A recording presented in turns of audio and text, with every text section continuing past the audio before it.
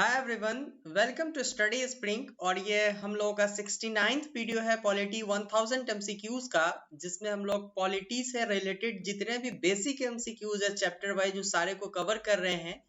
तो आज हम लोग lieutenant governor governor means union territory के जो प्रशासक होते हैं उनके बारे में आज हम लोग जो भी उनसे रिलेटेड एमसीक्यूज होंगे उसको सॉल्व करेंगे। बट बिफोर टू बिगिन, अगर अपने चैनल को सब्सक्राइब नहीं किया है तो चैनल को सब्सक्राइब कीजिए, वीडियोस को लाइक कीजिए और आप मोस्ट एक्सपेक्टेड एमसीक्यूज के सीरीज का लिंक आपको दिया गया हुआ है डिस्क्रिप्शन में, वहां से आप उसको जाके विजिट कर सकते हैं। वो आपको हेल्प करेगा ज्यादा स्कोर गेन करने में एग्जाम में।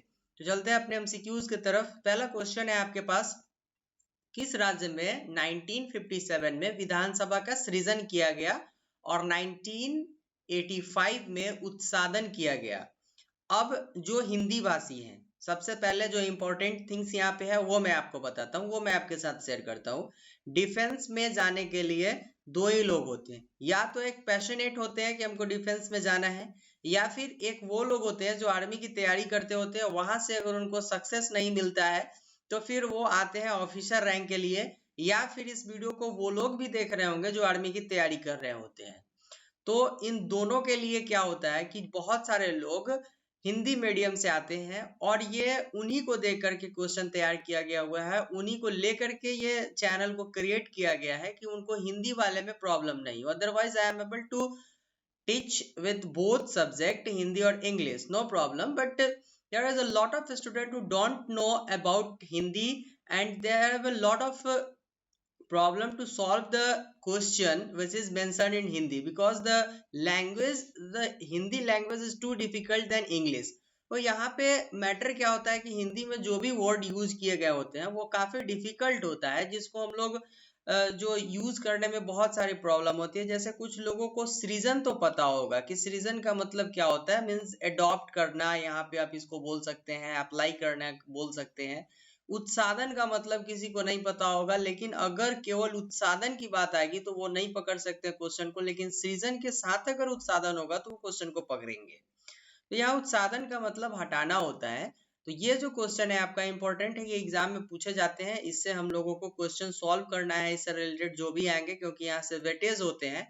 यूनियन टेरेटरीज से एक क्वेश्चन आते हैं बार बार, और जो भी एग्जाम हो वहां से क्वेश्चन आने का यहाँ पे मैटर इसलिए होता है क्योंकि ये यूनियन टेरेटरीज इंडिया का ही पार्ट है, इसको आप अदर पार्ट नहीं समझ सकते हैं भारत के कॉन्स्टिट्यूशन से। तो इसका राइट आंसर आपका ए हो जाएगा, आंध्र प्रदेश, क्योंकि यहाँ पे 1957 में विधानसभा का सृजन किया गया हुआ था और बाकी जो है वो आपका 1985 में इसका उत्सादन कर दिया गया हुआ था। ठीक है, अदरवाइज ये अपना आंध्र प्रदेश जो है वो यूनियन टेरिटरीज है नहीं, एट प्रेजेंट में वो जो है वो राज्य है। लेकिन पिछले सेशन में हम लोग जो क्वेश्चन सॉल्व कर रहे थे वो था हम लोगों का विधानसभा और विधान परिषद। तो यहाँ पे क्लियर हो जाता है कि यहाँ विधानसभा और विधान परिषद वाला एक क्वेश्चन है यहाँ पे बचा हुआ, बाकी सारे क्वेश्चन हम लोगों का यूनियन इट्स टेरिटरीज और उसके जो प्रशासक है उसके बारे में आएगा। तो एक केवल ये क्वेश्चन आपका बच गया हुआ था जो राज्य से था, जहाँ पे आपका विधानसभा या विधान परिषद के बारे में लाया गया हुआ था। इसका राइट आंसर आपका क हो जाएगा। नेक्स्ट क्वेश्चन देखते हैं हम लोग, संघ शासित क्षेत्र के लिए प्रशासकों की नियुक्ति कौन करता है? अब जैसे यूनियन टेरिटरीज की बात आती है तो यूनियन टेरिटरीज में जो प्रशासक हो गए उनकी नियुक्ति कौन करेगा? काफी इंपॉर्टेंट क्वेश्चन है आपके लिए, यहाँ से क्वेश्चन आते हैं, आप इसको वो जो है इग्नोर नहीं कर सकते हैं। ठीक है, तो यहाँ से क्वेश्चन जो भी है इसको सॉल्व करने के लिए हमको इसको पढ़ना जरूरी है, इससे जितने एमसीक्यू सॉल्व हो सकते हैं हम करेंगे। तो इसका राइट आंसर आपका ए हो जाएगा।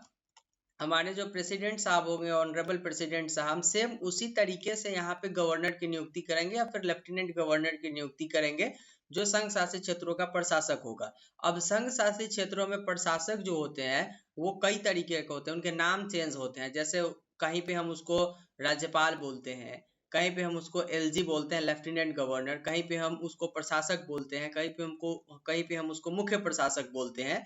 तो ये सारे छोटे छोटे पॉइंट है जिसको हम लोग अगर कैटेगरी वाइज कर लेंगे तो काफी डिफिकल्ट नहीं होगा इससे रिलेटेड क्वेश्चन को सॉल्व करना।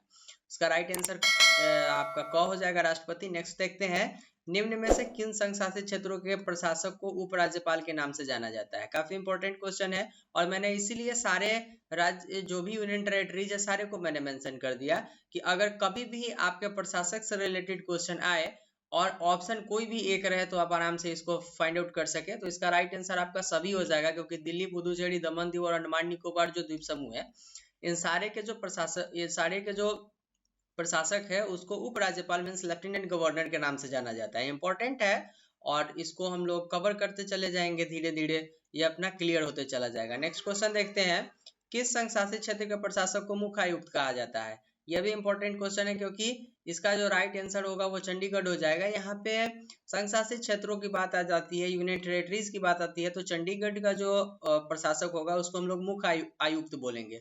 लेकिन बाकी का पिछले स्लाइड पे जो भी हम लोग देखे वहां पे हम लोग लेफ्टिनेंट गवर्नर मतलब उपराज्यपाल बोलेंगे। तो प्रशासक मुख्य आयुक्त का जैसे ही बात आ जाएगा चंडीगढ़ ऑप्शन होगा, डायरेक्ट हम लोगों को ऑप्शन में आंसर देना है।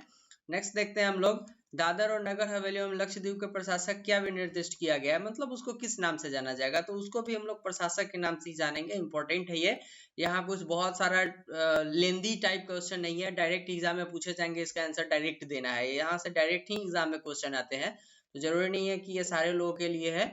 ये जो क्वेश्चन है वो सारे लोगों के लिए, चाहे वो सीएपीएफ के एग्जाम दे रहे हैं, असिस्टेंट कमांडेंट दे रहे हैं, या फिर वो सीपीओ दे रहे हैं, एसएससी लेवल का दे रहे हैं, सारे लोगों के लिए इंपॉर्टेंट सेशन है। आप जितना हो सके यहाँ से क्वेश्चन सॉल्व कीजिए। और वैसे भी इस चैनल का मोटो ही है कि वो सारे कंटेंट आपको प्रोवाइड करवाया जाए जो फ्री ऑफ कॉस्ट मिलते हैं, तो क्यों नहीं आप जितना हो सके क्वेश्चन सॉल्व करें। और पर डे यहाँ पे 8:45 में आपको 10 MCQ सॉल्व करवाए जाते हैं, और कहीं ना कहीं से आप क्वेश्चन नॉलेज को गेन ही करते हैं यहाँ पे 10 MCQs को सॉल्व करके। तो बिल्कुल सॉल्व कीजिए आप एवरीडे 8:45 में, और इसीलिए आपको 15 मिनट का ही समय लिया जाता है कि आप 15 मिनट में चाय पीते पीते 10 क्वेश्चन को सॉल्व कीजिए, और फिर आपका जो भी कंटिन्यू पढ़ाई चल रहा है उसमें पढ़ाई करते चलिए। नेक्स्ट देखते हैं हम लोग, संघ शासित क्षेत्र जिनकी अपनी विधायिका नहीं होती है के लिए विधि का निर्माण कौन करता है? आप सपोज दैट दिल्ली और पुदुचेरी, और दो ही जो केंद्र शासित प्रदेश हैं, जो आपका दिल्ली और पुदुचेरी है, जिसके पास विधायिका है, ठीक है, अपनी विधायिका है उन लोगों के पास। लेकिन जिसके पास नहीं है उनके लिए विधि का निर्माण कौन करेगा? तो ऑब्वियसली संसद करेगी, क्योंकि यूनियन टेरिटरीज है, यूनियन टेरिटरीज होगी तो संसद की बात आएगी अगर उसके पास अपनी विधायिका नहीं होगी। तो राइट आंसर इसका क हो जाएगा। नेक्स्ट देखते हैं हम लोग, निम्न में से किन संघ शासित क्षेत्र में शांति, प्रगति और सुशासन के लिए राष्ट्रपति को नियम बनाने की शक्ति प्राप्त है, जो संसद की विधायी शक्ति का अध्यारोहण करती है? ठीक है, काफी इंपॉर्टेंट क्वेश्चन है ये, इसका राइट आंसर भी आपका सभी हो जाएगा। अगर सपोज दैट चाहे तो इन सारे राज्यों के लिए क्या करेंगे कि ये केंद्र शासित प्रदेश, सॉरी मैंने राज्य बोल दिया, केंद्र शासित प्रदेश जो भी यूनियन टेरिटरी, जिसके लिए अगर शांति, प्रगति और सुशासन के लिए राष्ट्रपति चाहे तो कानून बना सकते, विनियम बना सकती है इसके लिए, और वो जो है वो संसद के बनाए हुए नियम के ऊपर होगा। ठीक है, इसके लिए कोई बहुत ज्यादा यहाँ पे अमेंडमेंट करने की जरूरत नहीं पड़ती होगी। तो इन सारे राज्यों के लिए अगर चाहे तो इस सारे मैटर में राष्ट्रपति एक अलग से विनियम बना सकती है। ठीक है, इंपॉर्टेंट है ये। नेक्स्ट क्वेश्चन देखते हैं हम लोग, संविधान के किस अनुच्छेद के तहत जम्मू कश्मीर को विशेष राज्य का दर्जा दिया गया था? काफी इंपॉर्टेंट क्वेश्चन, क्योंकि अभी नलिफिकेशन हो चुका है आर्टिकल 370 का, वो उसको रिमूव कर दिया गया है, उसके अंदर अमेंडमेंट किया गया। लेकिन आपसे क्वेश्चन एग्जाम में पूछे जा सकते हैं, क्योंकि करंट से पूछ ले तब, या फिर एट प्रेजेंट में पूछ ले तब, कोई दिक्कत नहीं है, आपको आंसर देना है। इसका राइट आंसर आपका क्या हो जाएगा? आर्टिकल 317, एंड रेवोकेशन हुआ था आर्टिकल 317 का, ये भी इम्पोर्टेंट है। आप इसको जितना हो सके कवर करके चलिए, और आप अगर न्यूज़पेपर से अप टू डेट रहते हैं तो ये सब क्वेश्चन आपके लिए बहुत ज़्यादा डिफिकल्ट नहीं होगा। इसलिए इसका राइट आंसर आप ये दे सकते हैं, अनुच्छेद 370, और ये बीजेपी गवर्नमेंट की बहुत बड़ी जीत थी जहां से उन्होंने आर्टिकल 370 को हटाया था। नेक्स्ट क्वेश्चन देखते हैं हम लोग, जम्मू कश्मीर ही भारतीय संघ का एकमात्र राज्य है जिसका अपना एक अलग संविधान है, इसके संविधान को कब अंगीकृत किया गया हुआ था? इसका राइट आंसर आपका घ हो जाएगा 1957 में। और ये एग्जाम में क्वेश्चन यहाँ से आपको तब पूछे जाएंगे कि इसको अंगीकृत कब किया गया हुआ था, कब इसको हटाया गया है। तो करंट अफेयर से आप रिलेटेड रहिए बिल्कुल, और करंट अफेयर्स पे फोकस कीजिए, दोनों आपको हेल्प करेगा। नेक्स्ट क्वेश्चन, जम्मू कश्मीर के संविधान में संशोधन करने का अधिकार किसको प्राप्त था? तो इसका राइट आंसर आपका ये हो जाएगा राज्य विधानमंडल को।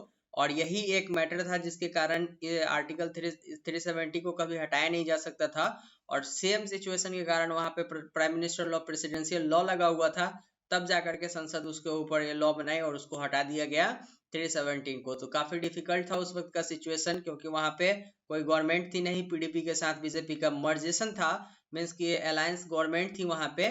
और क्या हुआ था कि फिर जो है वो क्लियर नहीं हो पाया था, वहां पे कोई गवर्नमेंट चल नहीं रही थी, तो फिर उसको राज्य विधानमंडल कार्य नहीं कर रहा था वहां पे, और संसद ने उसके ऊपर लॉ बनाया और फिर 370 को हटा दिया। इसका राइट आंसर आपका क हो जाएगा। लेकिन जिस वक्त वो जम्मू कश्मीर के पास 370 था, उस वक्त अगर संशोधन होता तो राज्य विधानमंडल के द्वारा ही होता।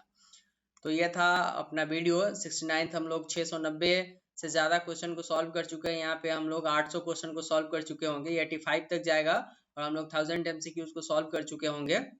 आपके लिए अब हिस्ट्री के क्वेश्चन आएंगे जो डायरेक्ट चैप्टर वाइज होंगे और पर्सन वाइज भी होंगे वहाँ पे, जैसे शिवाजी का हो गया या फिर जो भी जो पर्सन होंगे उस वक्त के लिए उनसे रिलेटेड भी MCQs आएंगे, टाइम बाइड MCQs आएंगे। तो वो सारे को आप कवर कीजिएगा क्योंकि अभी एग्जाम का टाइम बहुत कम बचा हुआ है। तो जितना हो सके इस चैनल से जुड़े रहें, आप शेयर कीजिए चैनल को और वीडियोस को अंत तक जरूर देखा कीजिए क्योंकि आपको हर एक MCQs के साथ कुछ नॉलेज जरूर दिए जाते हैं। तो मिलते हैं नेक्स्ट वीडियो में। Thank you and good.